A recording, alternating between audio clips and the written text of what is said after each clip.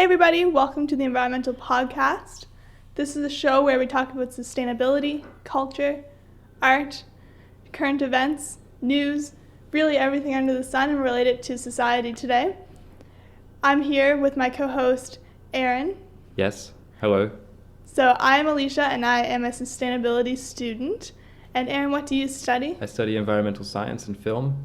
Cool. So we really we cover a wide range of topics really in our studies, and what we're doing on the show is going to be bringing you kind of along with us as we learn more about topics of sustainability which really interest us. Yeah, the podcast is kind of like an academic supplementation to our regular curriculum / an outlet for us to share our ideas and findings. Yes, for sure.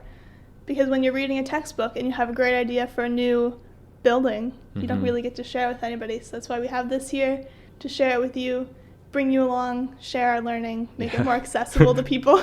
So up to now, most of our episodes haven't been very research-based. They've just been more kind of... exploratory of our ideas. Exactly, conceptual. Mm-hmm. But with this new episode, we're kind of kicking off a little bit of a reboot or a new series where each week we will be going heavy into the research, into the books, finding references, finding facts, expanding our knowledge.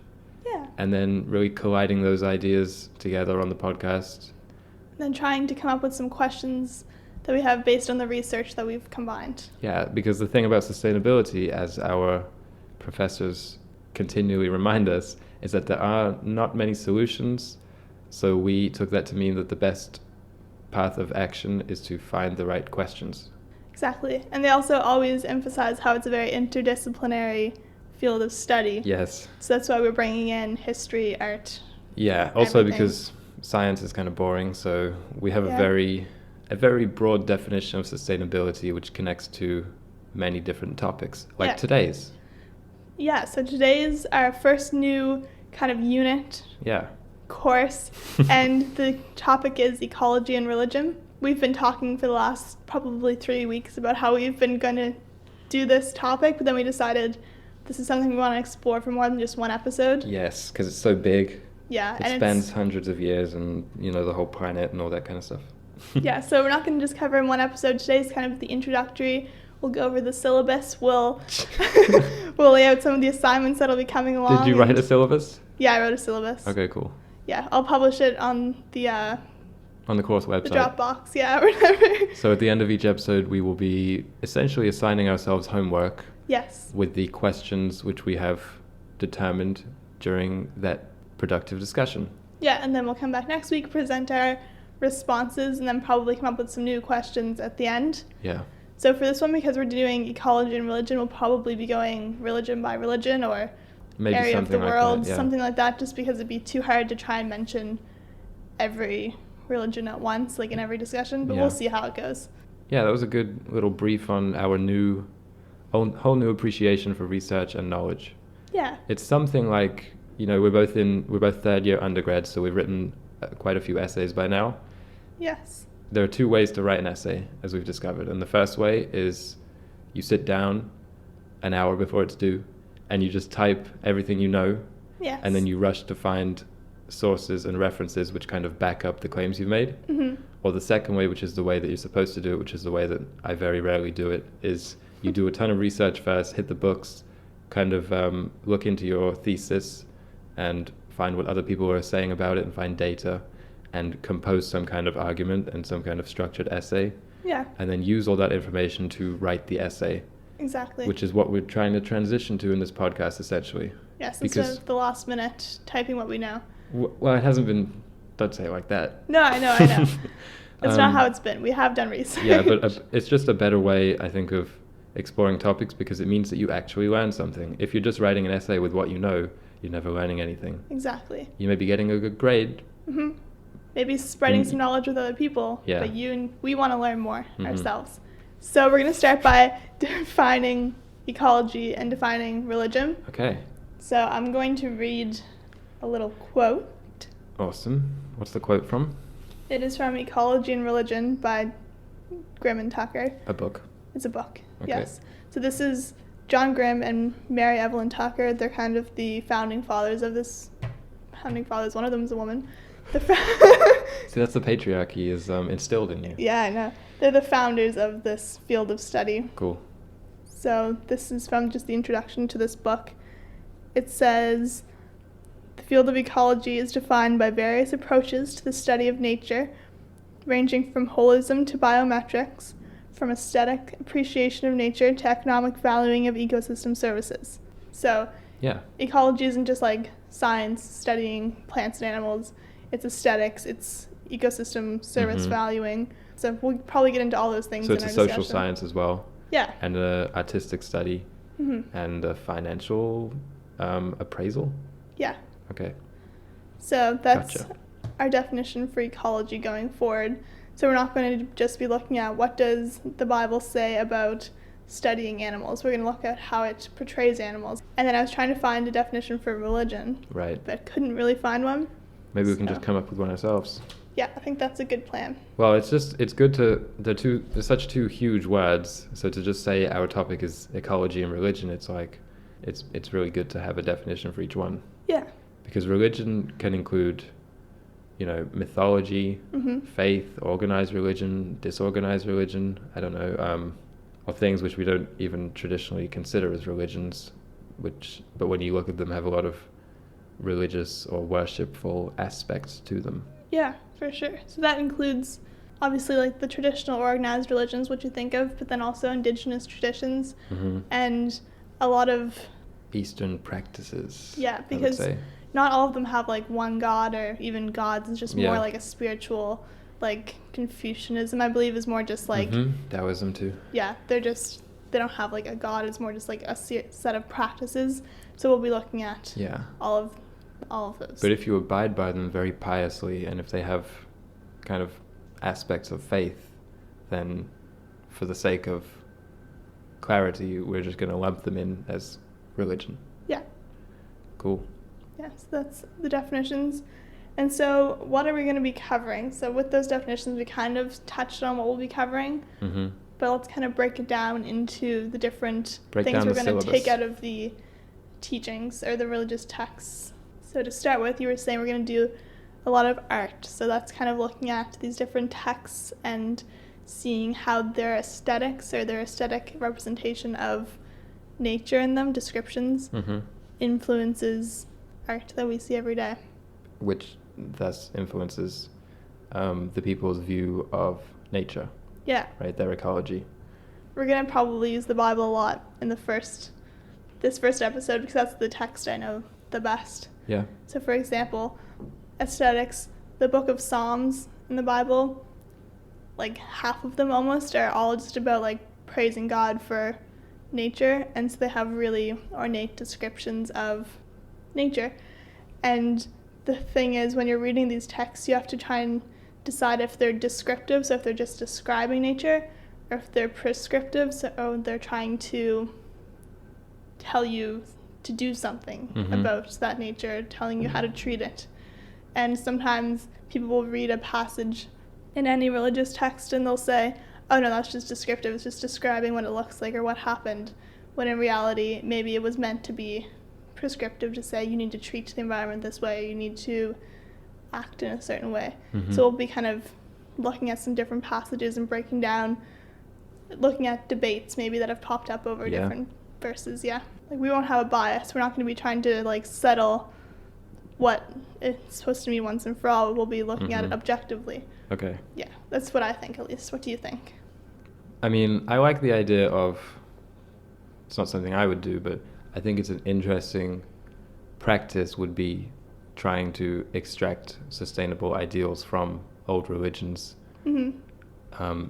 just to gain appeal, just to gain more sustainable people. Yeah. But I think a good question is whether or not that is unethical. Yeah. If you're kind of going into it in bad faith and on occasions maybe deliberately misinterpreting what the texts say. But maybe we could look into just the ethics of that rather than the actual practice of it. Yeah, that's a good idea. See if people have like really been posing any opposition to it, saying stop looking at our texts and trying to like change how we treat the environment. But another thing that I've kind of found in this study is that when these texts were written, people were a lot closer to the land. Like, people really relied on it. So, like, maybe in their original context, they were meant to, like, promote sustainable living. And then with the Industrial Revolution and everything, it changed the, like, commonly accepted interpretation. And maybe people are trying to, like, bring it back. But we'll have that discussion. Yeah, that's what I find detail. really interesting. People say that all the time because almost every religion is very old, right? Like 2,000 plus years. People often say about social causes, well, don't abide by that because that was 2,000 years ago and, you know, society was structured in such a different way. But I haven't ever heard someone ever point attention to the fact that the religions came to be in a time, like you just said, when we were much closer to the land and when industrialization hadn't happened yet and things like that.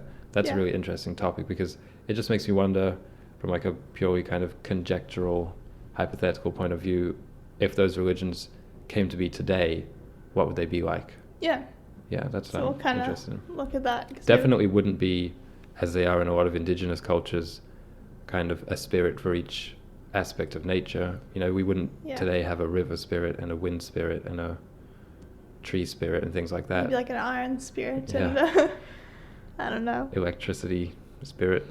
Pollution demon. Yeah. So that's kind of on the aesthetics, and then we're also going to look at the teachings, so like the explicitly don't cut down trees teachings of these religions, because a lot of them have these things, which seem to maybe have been ignored over the last Right, you're taking a class on this, right? Yeah. You should mention that. Taking a class on it. Basically, hopefully this is allowed, kind of ripping a lot of stuff from it. Yeah, that'll be fine. Mainly ripping stuff from this textbook, which I love and would recommend to anybody interested in this study, because it covers a lot of the world's religions. Cool. Yeah, I think it's the only class that's ever made me fired up, where I come home and I'm just like energized. That's good. That's what education should do. Yeah. 3 years in and first finally found one. No, first year I had one like this. Anyway, so yeah, just the explicit teachings. So I'm trying to think of any like really good examples. I know in Jewish tradition they have every, I want to say 7 years, you have to like let the land rest, was a tradition.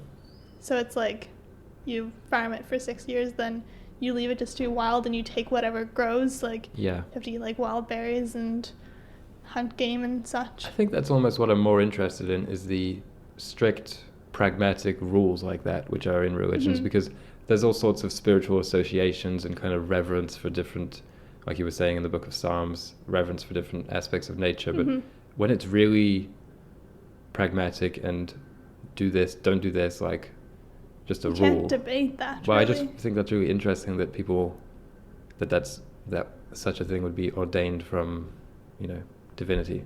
I think that's really cool.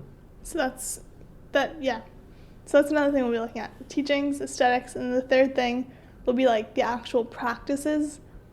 So kind of comparing what the teachings say to what people actually do, or how that manifests in their practices. Because like this isn't a ecological practice, but communion was probably meant to be more of a meal that people like shared together in the Bible. But now it's practiced as it's not a meal, it's just like symbols. Yeah, just like a little ritual. Yeah. So it's like, how do the actual teachings translate into practice? And maybe a religion has a lot of explicit rules and then they're just completely ignored, or they say, oh, that's just descriptive, like that was what they did, it's not what we do. See kind of how that has developed over time. Maybe they used to practice, they don't anymore. That's another thing we'll be looking at. Yeah, I think this is a neat topic because it's a blend of kind of symbolism, you know, allegory, metaphor, and that kind of interpretation, and just straight up research finding the roots of a lot of sustainability. Yeah, for sure. For instance, I was mentioning just before we started recording, I was asking you in your class if you mentioned, since your class kind of goes religion by religion each week, right? So you've already done Christianity, and I was wondering if in Genesis, when Eve takes the apple and humanity is kicked out, if that's commonly read as a sustainability argument, that it was because humans were taking too much from the land. Yeah. And like we didn't mention that, but I feel like it might have been, it seems comes so kind of easy. Obvious. Yeah, it's the most famous Bible, or one of the most famous Bible stories, and you know, it seems like that. Especially, Like, I'm interested in this association between the sin of gluttony and how the world is today, as in not just eating too much, but just taking too much. Yeah. And also eating too much. Yeah, for sure. It's kind of widespread gluttony. Because you've argued that that's the worst of the, like... I don't think it's the worst or the of most the Christian modern, sins. like... Yeah, it's the one that kind of characterizes this time the most, I think. Yeah, that's what I was... Compared to other times. You know, I feel like pride and greed have always kind of ran rampant. Well, probably every sin has. I think the best way of saying is that today, in the kind of global north developed world, we have the means to be more gluttonous than ever. Yeah. Basically, compared to every other time in history. And so we are. Yeah, for sure. And so, you know, temperance is the corresponding virtue, right? So temperance can, I think, be read as sustainability, basically. I think so. So that's an interesting association. So yeah, maybe we'll probably look a bit into how that can be communicated to different groups. Or if it even has much biblical kind of root. Yeah, so we don't. Because we're not only making stuff up. Yeah, that's true.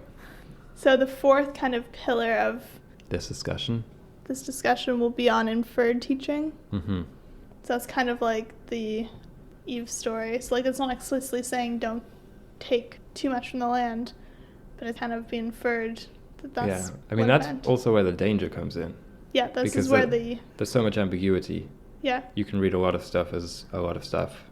So that's why I think an overarching question we could be asking ourselves is the ethics of kind of searching through old religions and taking what looks to be possibly a sustainable allegory and treating it as such. Yeah, because that was one thing I thought, like, on, like, the first day of this class that I'm taking, was if people are doing this, like, studying these old religions and, like, making them, all, like, greenwashing them. Greenwashing, that's the word, isn't it? Yeah, I don't think it is the word, but that's kind of what they're doing. They're being, like, because in one of our classes, our teacher handed around a green Bible. So, like, there's the red text Bibles where it's, like, everything Jesus says is in red. This one, every verse about the environment is in green. And it's printed on, like, soy paper with soy ink. And, like, yeah, so it's kind of like... Is that mass-produced or is it a one-off item?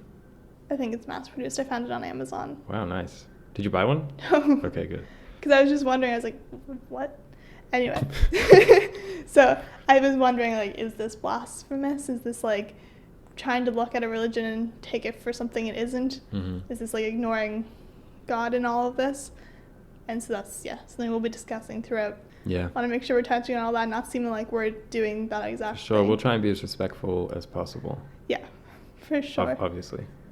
So one more thing I have, we kind of started to talk about it already, is, like, communicating sustainability using these 4 areas of study. It's like communicating it to these groups, saying, hey, like, maybe you've kind of strayed from these practices. Yeah. You could get back to them, because I feel like... Sorry, you go ahead. Or using that kind of research to better ask them questions. Yeah. Because if you go in to people who have been studying the religion, or practicing the religion rather, for the whole life, and you start saying, well, actually, this verse is about not chopping down trees or something. Yeah. Not going to respond very well. Yeah. But they themselves, through the practice, probably have some kind of insight, which, when collided with ecological research, might be, might reveal some kind of truth. Yes. And I think the important thing about this field of study is that it's not trying to homogenize the solution to sustainability, not trying to say everybody needs to believe this. Yeah, good point. Because, like, I don't think homogenization is a good thing. Yeah, well, just think about it in general, because if we say religion and the environment, or religion and sustainability, the association people have is not a good one. People often think those two things are in conflict, mostly, I think, because the kind of American Bible Belt tend to be the ones voting against climate change and things like that. Yeah. And they're unfortunately kind of the loudest and most publicized. Even though I'm sure in most cases, one's religion legitimately has no impression on their stance on sustainability. Yeah, I don't think so. It's just that that's what the media kind of focuses on, and that's kind of the stereotype that's painted. Yeah, I read an article by a lady. She's a environmental scientist, and she grew up as a Christian, and she she went through university and everything, but then when she actually got into her field, a lot of her family members were like, oh, you're actually going to do this? Like, how can you do this? This is completely against your faith. And she's like, that makes no sense. Well, it's probably, think about it, it's probably just a very recent, just another expression of the old thinking, which is that religion and science are incompatible.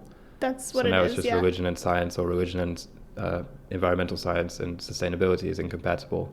Maybe that's one of the questions we're going to answer, but I feel like the obvious answer is no, they're not. Yeah. Because you are a good case study as well. And all over our campus, we always see Christians for the environment events and things like that. Yeah, I really don't think they're, because a lot of, if you look at like the history of ecological study, a lot of the people who founded this area of study were religious. Yeah. And a lot of even the words for like different environmental things like come from Christian. Yeah. Like it's just even the current kind of climate change doomsaying is very reminiscent of apocalyptic talk from the Bible. And just in general, I think science over the last 300 years has been pushed forward mostly by religious people. Yeah. I saw a good quote. This is getting kind of off topic, but I saw a good quote. I don't remember which scientist said it, but he or she said, they said, when you start looking into science, or a little bit of science disproves God, but a lot of science, when you get deeper in it, proves God. So, and that's something a kind of common theme I've seen with a lot of scientists, physicists, environmentalists, is that biologists, the deeper you kind of go into the science, the more it affirms a lot of their religions, basically. Yeah, I've heard that as well. I heard Barack Obama say, like, if you come into the White House, an atheist, you'll leave, like, religious or something like that. It's just like, I feel like the more you're exposed to like the complexities of society and of good point, the world, it's just like, this didn't just happen. Yeah. So you kind of, it affirms your beliefs. Yeah. That's kind of what we're going to be going through in our study. Mm-hmm. So now we want to try and nail down some homework questions. Yeah, some homework questions for us. Yes. So the first one that we've kind of been saying throughout is this field of study ethical? Yeah, moral? That seems like a good enough question. Yeah. A big question. You can take it a bunch of different places. Yeah. One that I had are, what are some environmental ethics that like span the world's religions? Common themes? Yeah, so some like that are just off the top of your head are like kind of Eden, paradise, this idea of like a pre-industrial world, which people, and then kind of on the other end, an end times, like post-apocalyptic, so kind of like, I feel like those will probably span a lot of religions. It's like when we did that episode on the 5 ages of mankind. Yeah. So, yeah, we didn't mention that, but Greek religions, the Greek gods and Roman religions, I find those ancient ones can often be super insightful. Yeah. Especially in what has lasted, like you were just saying, especially what is common among different cultures. Yeah. Yeah.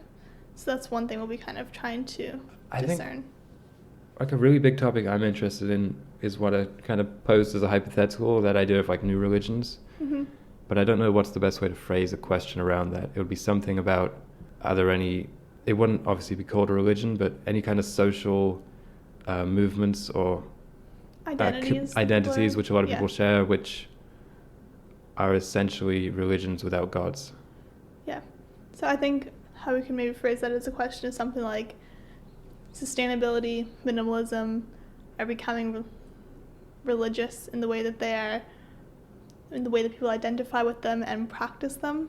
Yeah, well, not even that. Not even, zero waste just all coming together and kind of in a religious sense, but a community, but more like even negative stuff. So people being on their phones, cults around TV shows, celebrity, that kind of stuff, which I guess is not explicitly environmental. So maybe it's not the place for it, but that just seems very relevant. Yeah. The kind of worship of celebrity worship, that kind of thing. I see what you mean. So like, how are people... Because it's all ultimately a distraction from either, you could say, praise to the true gods or being sustainable, because a lot of those come with an implied kind of baseline consumption. Yeah. Something like that. We'll get back to it.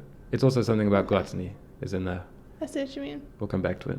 Yeah. I thought we were going to do something like along the same lines, but maybe like sustainability is becoming a religion. Is this a good thing? Yeah. Because I've seen a lot of arguments being like, I'm not going to be environmental because these people seems like they're praising another god. Or like what sustainability is there. Because like really anything can be a god, a celebrity, a TV show, a practice, a way of life.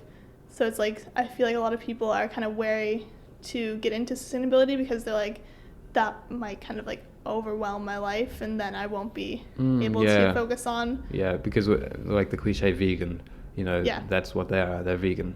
Not much they're else. Basically evangelicists. Yeah, good point. Evangelical vegans. Yeah. And that turns a lot of people off. Evangelist is the word I was looking for. But yeah, that's what I mean. Like, I feel like we have to kind of look at, is that a good thing? Or like, it's kind of easy to say, I don't think it is. Well, but like, in a way, maybe it is. We have to look into it. So the question is basically, is a lowercase religion where sustainability is the God, the ideal, as good for sustainability as just a a typical religion, traditional one, where sustainability is just one of the virtues? Yeah. So the question, I think, is should sustainability be a god or a virtue? Yeah. Yeah, that's neat. Yeah, because I feel like we know the answer, but it's just like we can kind of look at that. Yeah, find some examples. Yeah. And how we can possibly get from point A, which is the current kind of movements, to point B, which I guess would be actually kind of circling back socially. Yeah, I think so. But also we want to be careful that we're not just telling everyone they need to be very religious. Yeah, but I think it's just like you need to focus on not just one moral, because if everybody had one virtue, then it wouldn't be good. And if that was sustainability, so it's like you can't just be sustainable. You need to be kind, patient, like... Good point. Yeah, so I feel like that's kind of what we'll be looking at, is look at some case studies where people went a bit too far on the sustainability thing, where they started being... Or this would probably be like more like groups, but yeah, we'll look into some of those case studies. We could have an episode where we just discuss environmental art, religious and ecological art. Yeah, that's a great idea.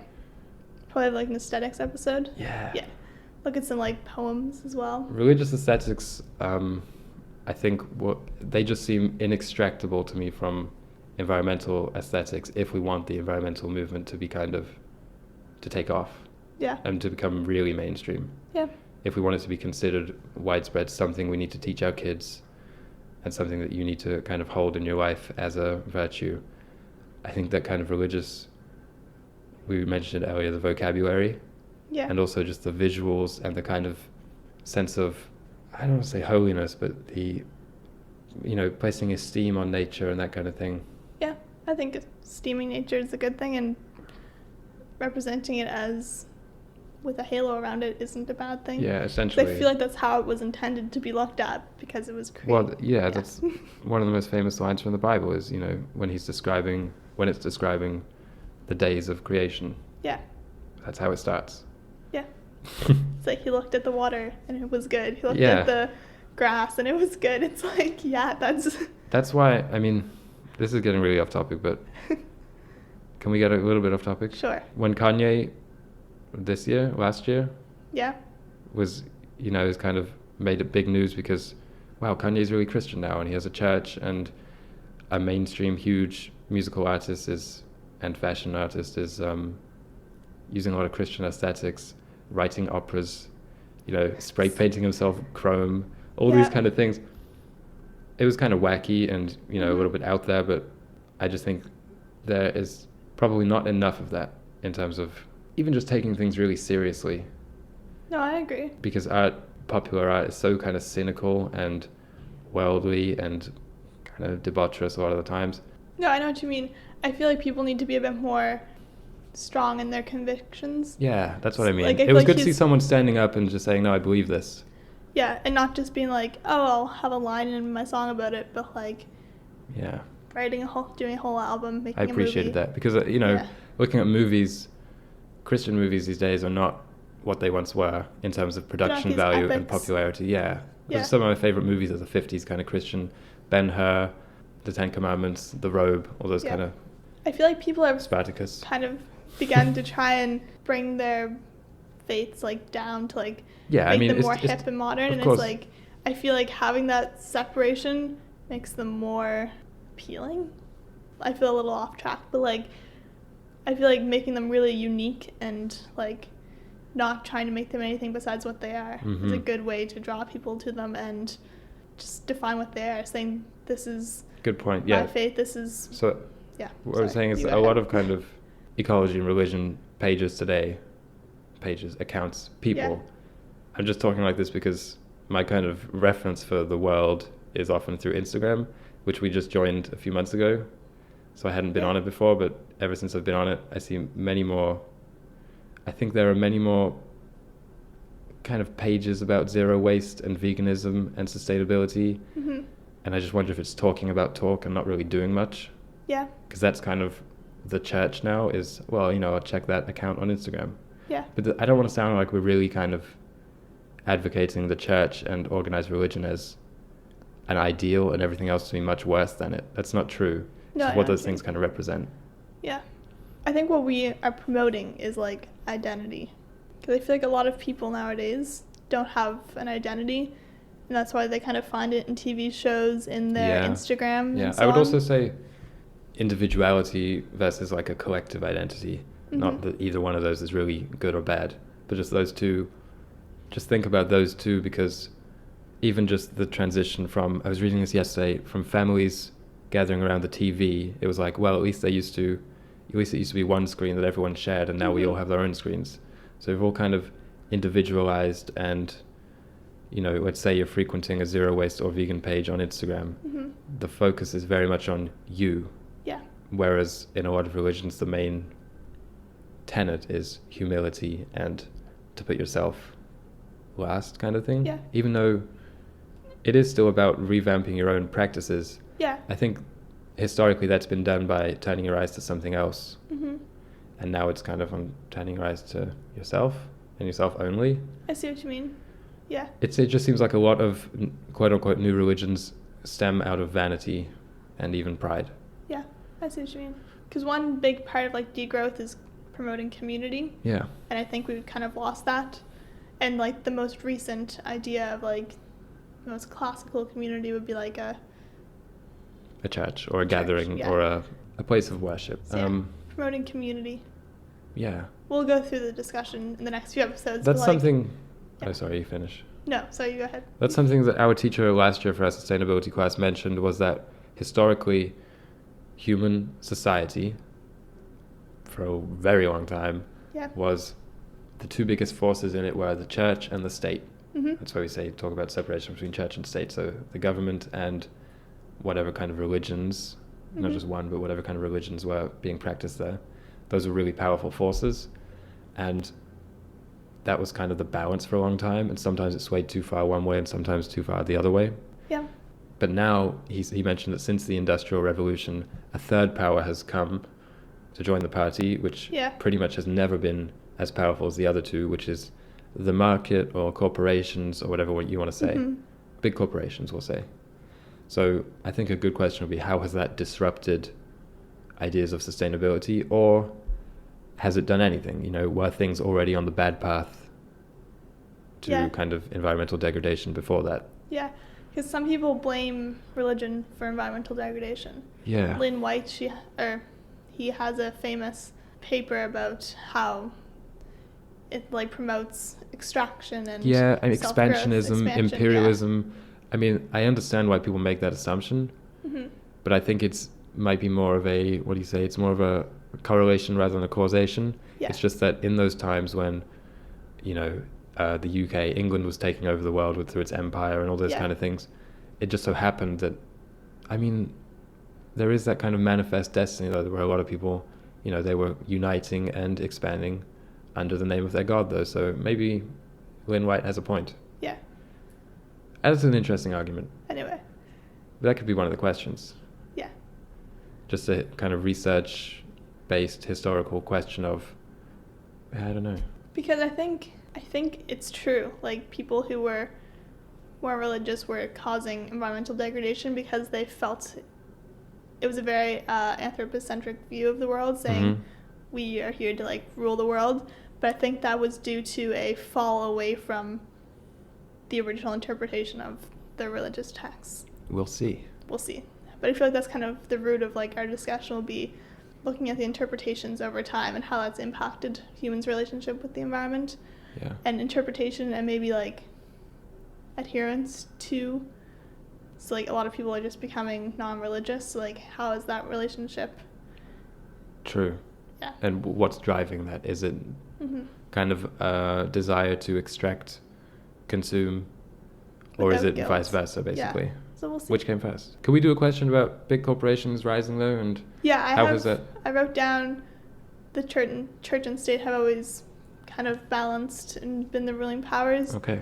But with the rise of the corporation, has this ruined that balance and led to environmental degradation? I mean, that's essentially what degrowth is about, is removing that new pillar. Of corporation, yeah. Yeah. Anything else you want to mention? I feel that kind of covers it. That's a lot of homework. Yeah, we'll solidify these questions and maybe post them in an Instagram comment or write them down for ourselves in case anybody wants to do their research along with us. Yeah. Join us.